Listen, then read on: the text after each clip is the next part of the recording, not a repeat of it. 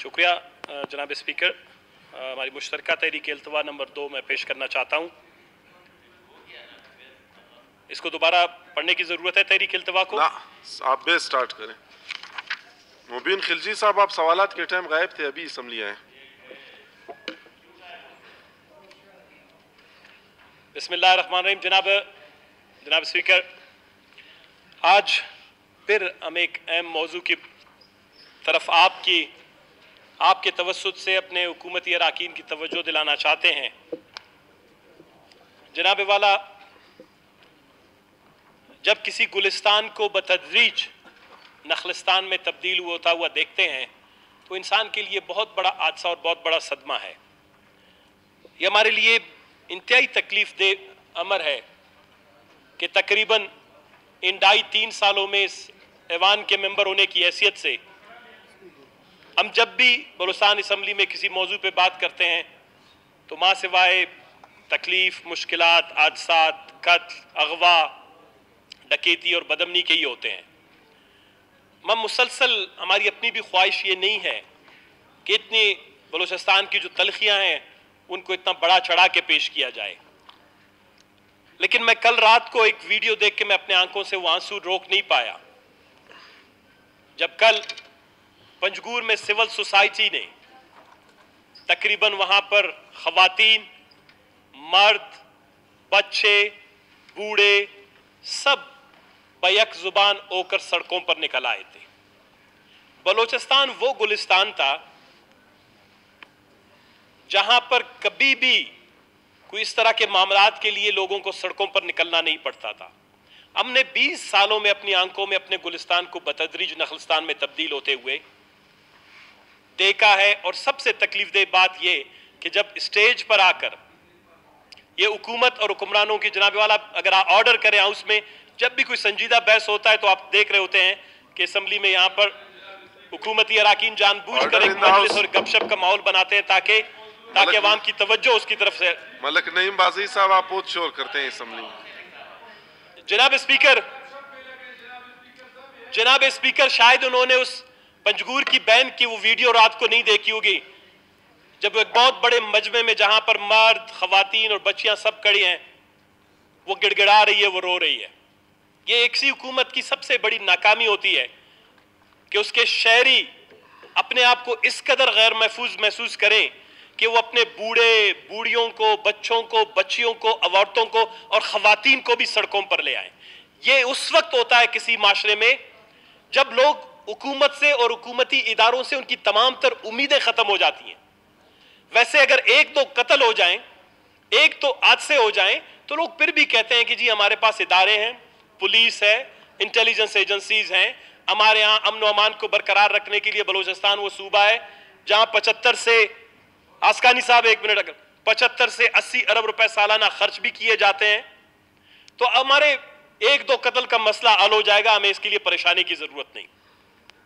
बलूचिस्तान मुकम्मल तौर पर अरनाई, ज़ियारत, चमन, क्वेटा, खारान और इसके बाद अभी मकरान, बिलखुसूस मकरान डिवीजन में पंजगूर सबसे ज्यादा बदमनी का शिकार हुआ है। ग्वादर भी बदमनी का शिकार है, केच में भी बदमनी ज्यादा हो रही है। और मेरे पास ये जो यहां पर एक डेटा पड़ा हुआ है, मैं जब आपको सुनाऊं आप खुद, मेरे ख्याल में मुझे शर्म महसूस होता है, गो कि हम अपोजिशन में हैं, हम इस हुकूमत का हिस्सा नहीं है, लेकिन क्योंकि हम भी बहैसियत रुकन असम्बली जहां पर बैठे हुए हैं कि किस तेजी के साथ बलूचिस्तान में अमन व अमान की सूरत हाल बिगड़ती जा रही है। गुज़िश्ता दिनों एक नौजवान जलील संजरानी और एक और नौजवान बैठे हुए थे, उनको दिन दहाड़े कत्ल कर दिया गया। पंजगूर में इससे पहले एक ही घर में घुसकर उसके 2 बेटे और के वालिद को जो है वहां पर उनके शहीद कर दिया गया। इससे पहले एक बच्चे को, मासूम बच्चे को पंजगूर में वो उठाकर घसीट कर जो है वो शहीद करके फेंक दिया गया। उससे पहले जमीयत उलमा इस्लाम के एक सीनियर रहनुमा को वहां पर गोलियों का निशाना बनाया गया। यानी एवरेज पंजगूर में रोजाना 2 से 3 कत्ल जो हैं वो वहां का मामूल बन चुके हैं। इतना खौफ और हिरास है कि हम अभी कुछ 1-2 महीने पहले जब वहां फातिहा ख्वानी के लिए गए तो लोग हमें कह रहे थे कि आप शाम से पहले यहां से निकल जाएं तो बेहतर है, क्योंकि पंजगूर बहुत स्कैटर्ड वहां की मुंतशिर आबादियां हैं, मुख्तलिफ शहर हैं, बाजार हैं। तो लोग अब एक शहर से, एक बाजार से या एक गांव से दूसरे गांव तक का सफर नहीं कर सकते। कुछ अरसे पहले वहां के बहुत ही कारोबारी दोस्त हैं, भाई हैं, चेयरमैन मकबूल साहब, उनके भाइयों को दिन दहाड़े जो है शहीद कर दिया गया। यानी कोई भी खानदान ऐसा नहीं बचा, जब हम पंजगूर के लोगों के साथ मिलते हैं, कोई भी घर ऐसा नहीं बचा जहां पर इस वक्त वहां पर लाश नहीं गिरी हो, कोई मातम नहीं हुआ हो। ये ओ क्यों रहा है? एक सूबा जहां पर 70 से 80 अरब रुपए सालाना आप अमन और अमान पर खर्च करते हैं, पाक बलोचिस्तान में पर कैपिटा एक्सपेंडिचर यानी पर पर्सन स्पेंडिंग्स, एक शख्स पर सिक्योरिटी की मद में पाकिस्तान में नहीं, इस खित्ते में सबसे ज्यादा जो है एक्सपेंडिचर जनाबे वाला हो रहे हैं। अफगानिस्तान में भी पर पर्सन या पर कैपिटा एक्सपेंडिचर सिक्योरिटी के हवाले से इतने नहीं है जितने बलोचिस्तान में। 20 सालों में हमारे जो सिक्योरिटी का सारा स्ट्रक्चर है, इंफ्रास्ट्रक्चर है, वो और भी बढ़ गया, लेकिन बदअमनी बढ़ गई, लोगों में खौफ और इरास बढ़ गया है। लोग अपने आप को रियासत और रियासती इदारों से भी महफूज नहीं समझते। दहशतगर्द भी होंगे, तखरीबकार भी होंगे। ये मेरे सामने कुछ डेटा पड़ा हुआ है, मैं आपको सिर्फ सुनाऊंगा, आप अंदाजा लगा सकते हैं कि 2017 में सिर्फ 6 महीने में बलोचिस्तान में 6 महीने में बलोचिस्तान में बदअमनी की सूरत हाल आप जरा देख के आपको अंदाजा होगा कि बलोचिस्तान में हो क्या रहा है। कत्ल के वाकयात बलोचिस्तान में अगस्त 2021 तक, यानी आज से 10 दिन पहले तक, बलोचिस्तान में 599 यानी 600 कत्ल के वाकयात सिर्फ जुलाई और अगस्त तक हुए हैं। अभी तक 4-6 महीने बाकी हैं, पता नहीं और कितने कत्ल के वाकयात होंगे। इससे पहले 2017 या 2018 में पूरे साल में 700-750 कत्ल के वाकयात होते थे। तो इसका मतलब यह है कि बलोचिस्तान में मुमकिना तौर पर इस साल में कत्ल के वाकयात अगर 600 अगस्त 2021 तक हैं, तो इस साल के आखिर तक खुदा ना करे, लेकिन जिस तेज रफ्तारी के साथ बलोचिस्तान बदअमनी की जाने पड़ रहा है, ये हजारों में पहुंच जाएंगे। अटेम्प्ट टू मर्डर 245 इक़दाम कत्ल के वाकयात बलोचिस्तान में सिर्फ 6 महीने में हुए हैं। किडनैपिंग, अबडक्शन, मलिक अब्दुल्ला कासी से लेकर वो बड़ा नोन केस था। बलोचिस्तान में किडनैपिंग, अबडक्शन, अगवा बराए तावान के केसेस या अगवा के केसेस 2017 में अगर 196 थे, तो यहां पर सिर्फ 6 महीने में 2021 में इनकी तादाद 158 तक पहुंच गई है। 160 अगवा बराए तावान के केसेस रिपोर्ट हुए हैं।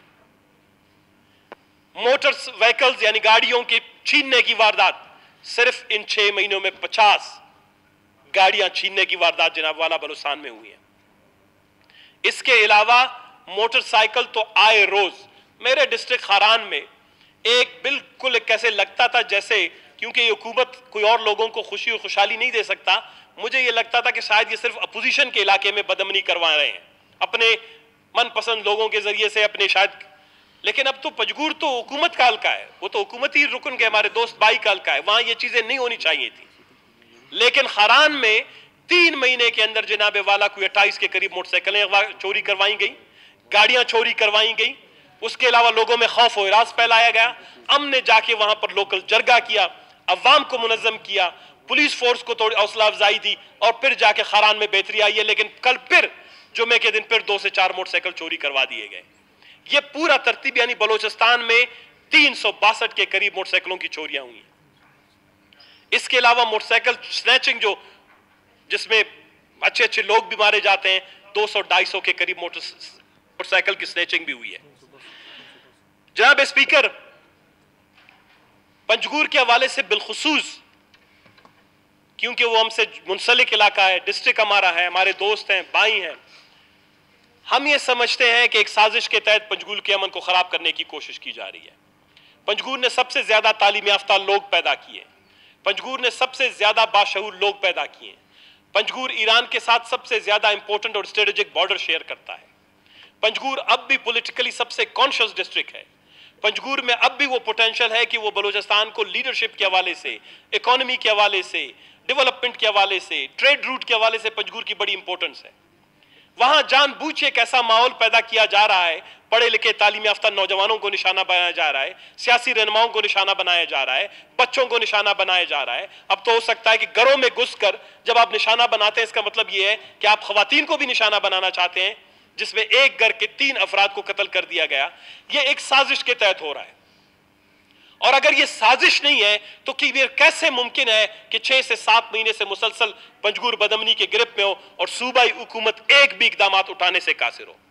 आज तक प्रोविंशियल गवर्नमेंट ने एक आला सतह का वफ्द नहीं बनाया। आज तक होम मिनिस्टर या आपका आईजी पुलिस या आपका आईजीएफसी या आपके लॉ एनफोर्समेंट एजेंसीज, आपका वजीर आला ने जाकर वहां पर 2-3-4 दिन जाके जरगा नहीं किया कि हम वहां पर अमन व अमान की खराबी की बुनियादी वजूहात क्या है। आज तक वहां के पॉलिटिकल पार्टीज और स्टेक होल्डर से बात नहीं की है। पंजगूर की सरहदें बंद कर दी गई। 10 से 15 हजार लोग जो जम्बाद के कारोबार से, जम्बाद जिसको ये पेट्रोल और तेल के कारोबार से मुंसलिक थे, उनकी रोजी और रोटी छीन दी गई। उन्होंने जाके सड़क पर एहतजाज किया। जानबूझकर बेरोजगारी को बढ़ाया जा रहा है ताकि बदअमनी बढ़े। जब आप बेरोजगारी बढ़ाते हैं, बदअमनी बढ़ती है। और हम ये समझते हैं कि वो मौजूदा हुकूमत वो बलूचिस्तान में अमन व अमान बरकरार रखने में मुकम्मल तौर पर नाकाम है। लेकिन बिलखुसूस बदअमनी के सबसे ज्यादा सजा या सबसे ज्यादा बदअमनी का जो है फुजला या इसका असर जो है इस वक्त मकरान में और रख्शान डिवीजन में पड़ रहा है। तफ्तान की जो अभी थोड़ी देर में पहले मैं जिक्र कर रहा था, चागी डिस्ट्रिक्ट में दिन दहाड़े, कोई अंधेरे में, रात के अंधेरे में नहीं, 5.5 करोड़ रुपए वैन को रोककर उससे लूट लिया गया। आज तक वो 5.5 करोड़ रुपए किसी को मालूम नहीं कहां चले गए। हम रुकने असम्बली हैं, अमल कलमती साहब हम सब थे, हम दालबंदीन गए, हमने वहां से खारान जाना था, एक रास्ता है, हमें इंतजामिया आज जोड़ के कह रहा आप इन रास्तों से न जाइए, ये रास्ते महफूज नहीं है। यानी आपका रुकने असम्बली, हम अपने स्क्वाड के साथ, आपकी हुकूमती इदारे खुद समझते हैं कि बलूचिस्तान में नो गो एरियाज बन चुके हैं। और नो गो एरियाज सिर्फ पॉलिटिकल एलिमेंट्स की वजह से नहीं है, वायलेंस भी है, तशद्दुद भी है, लोग पहाड़ों पे, लेकिन कुछ शहरों में दिन दहाड़े कार्ड जेबों में उनके वो जाके चोरी डकैती करते हैं, लोगों को मारते हैं। बलूचिस्तान को किस तरफ ले जाया जा रहा है? और बलूचिस्तान को इस दलदल में ले जाना, बलूचिस्तान में इस बदअमनी को, इनसिक्योरिटी को फरोग देने में किसका हाथ है? कहीं ये तो नहीं कि बलूचिस्तान में बदअमनी खुद कारोबार बन गया है, कि बलूचिस्तान में जितनी बदअमनी होगी बलूचिस्तान में इतना लोगों को हम पर हुक्मरानी करने का मौका मिलेगा। अगर कोई ये ख्वाब देख रहा है तो मेरे ख्याल वो एक बहुत ही गलत मंसूबा है कि आप बलूचिस्तान में बदअमनी ज्यादा करवाएं और बलूचिस्तान के लोगों पर हुक्मरानी करें, बलूचिस्तान में चेक पोस्टों की तादाद बढ़ाएं, बलूचिस्तान में सिक्योरिटी इंफ्रास्ट्रक्चर नहीं। बलूचिस्तान को अगर आप कंट्रोल में रखना चाहते हैं, बलूचिस्तान में अमन व अमान के जरिए से कंट्रोल कर सकते हैं, बलूचिस्तान में खुशहाली के जरिए से बलूचिस्तान को संभाल सकते हैं, बलूचिस्तान के अवाम को, नौजवानों को रोजगार के जरिए से, बलूचिस्तान में मुनसिफाना तरक्याती एक निजाम बरकरार राज करने से आप बलूचिस्तान को आगे बढ़ा सकते हैं। बलूचिस्तान के लोगों को बंदूक की नोक पर डराने से, उनके नौजवान बच्चों को, बच्चियों को, बेटों को, उलमा को, मजहबी और सियासी लीडरों को हलाक करके, शहीद करके आप बलूचिस्तान में अमन बरकरार नहीं रख सकते।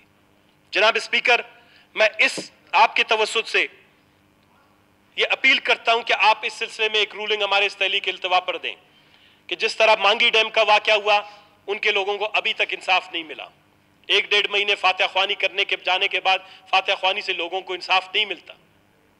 पहले दिन से जियारत के लोगों को, अरनाई के लोगों को, या पंजगूर में होने वालों को, खरान में होने वालों को, कहां जहां कहीं भी, उसके लिए जनाब वाला मैं आपसे ये इस्तिदा करता हूं, गुजारिश करता हूं कि आप हुकूमत को पाबंद बनाएं कि वो बलूचिस्तान में 6 महीने के बदअमनी के हवाले से रिपोर्ट जो है यहां पर जमा करवाएं, और बदअमनी की वजूहात क्या है ये रिपोर्ट भी बलूचिस्तान की असम्बली में यहां पर पेश किया जाए। अभी इस वक्त जब हम बोल रहे हैं तहरीक इल्तवा पे, आप खुद देख रहे हैं कि हुकूमती अराकीन में से, असम्बली के अराकीन में से एक शख्स भी नहीं होना तो ये चाहिए था। ये तहरीक इल्तवा आज से 3 दिन पहले हमने मंजूरी के लिए पेश किया। बैठे हुए 4-5 मेंबर बैठे हुए। आज बलूचिस्तान की जो सिक्योरिटी इंस्टीट्यूशंस के सारे ऐड हैं वो यहां पर मौजूद होते, लेकिन अफसोस की बात है उनमें से एक भी इस वक्त मौजूद नहीं है। तो मैं जनाब आपसे गुजारिश करता हूं कि आप पंजगूर के हवाले से बिलखुसूस एक रूलिंग दें कि पंजगूर में जितने भी बदअमनी के वाकयात हुए हैं, जितने भी कत्ल हुए हैं, जितनी भी शहादतें हुए हैं, जितनी भी हलाकतें हुए हैं, बिलखुसूस जो अनकरीब जो जलील संजरानी की शक्ल में एक बाशहूर, खूबसूरत, अपने माँ बाप का जो मुस्तकबिल था उस नौजवान को कत्ल किया गया, उसके हवाले से लेकर पंजगूर के सियासी रहनुमाओं, एक घर में शहीद किए गए गदीर और उसके ख़ानदान के लोगों को, इन सब को इंसाफ की फराहमी के लिए हुकूमत फिलफोर इक़दाम करे। और इनको न सिर्फ कंपनसेशन, मैंने पहले भी दफ़ा कहा कि कंपनसेशन सिर्फ 20 से 30 लाख रुपए देने का नाम नहीं है। एक कंपनसेशन पॉलिसी के तहत जो भी लोग शहीद हुए हैं जनाब वाला, उनको 1 करोड़ फी ख़ानदान के हिसाब से जो है उनको मुआवजा दिया जाए। इसके अलावा उनके बच्चों की कफालत, उनके भाइयों को मुलाजमत, और बिलखुसूस उस ज़िले में अमन व अमान के हवाले से उनकी जो हिकमत अमली पॉलिसी है उसको हमारे सामने वाजे करें, या जो भी जिम्मेदार लोग हैं उनको जो है कैफर किरदार तक पहुंचाया जाए। और मुझे नहीं लगता ये सूबाई हुकूमत करे। इस सूबाई हुकूमत का जो ये ट्रैक रिकॉर्ड है, जिस तेजी के से ये बलूचिस्तान को दलदल में धकेल रहे हैं, मुझे नहीं लगता ये इन चीज़ों पर अमल दरामद करेंगे। लेकिन आपके तवज्जो से जनाब स्पीकर, ये तारीख के हवाले से एक अहम जिम्मेदारी है। कल का वो वीडियो जो सिविल सोसाइटी की हमारी माँ बहन, जिसके भाई ने, जिसने अपने 2 भाइयों और वालिद के कत्ल के हवाले से वहाँ पे बात की, वो आप ज़रूर सुने। वो तो हैं बलोची में, लेकिन आंसू किसी के भी बलोची और पश्तो में नहीं होते। ये वो बलोचिस्तान था जहाँ पहले पानी के मीठे चश्मे बहते थे, आज माओं की आंखों से माँ सिवाय आंसुओं के चश्मों के और कुछ नहीं बहता था। ये वो सूबा है जहाँ पर पहले दोल दमामे बजते थे, आज माँ सिवाय गोलियों और धमाकों की जो है गनगरज के में कुछ सुनाई नहीं देता। आज आंव फगा के यहाँ पर खुशी का एक शादियाना नहीं बचता। इसकी बुनियादी वजह मैं समझता हूँ, जब से यह हुकूमत आई है, इस हुकूमत ने बलोचिस्तान को दलदल में धकेलने की जो भी वो क्या कहते हैं कि मुनासिब कोशिश हो सकती है इन्होंने किया है। ये बलोचिस्तान का को जानबूझकर उस अंधेरे में धकेलना चाहते हैं ताकि बलूचिस्तान की सियासत, बलूचिस्तान की मईशत और बलूचिस्तान के तमाम मामला जो हैं वो इनके कंट्रोल में रहें, और बलूचिस्तान के जो बाशऊर शहरी हैं उनको एक एक करके सियासत से और बलूचिस्तान के जो समाजी सिविल सोसाइटी है उसको जो है मफलूज किया जाए। शुक्रिया जनाब। सना बलोच साहब।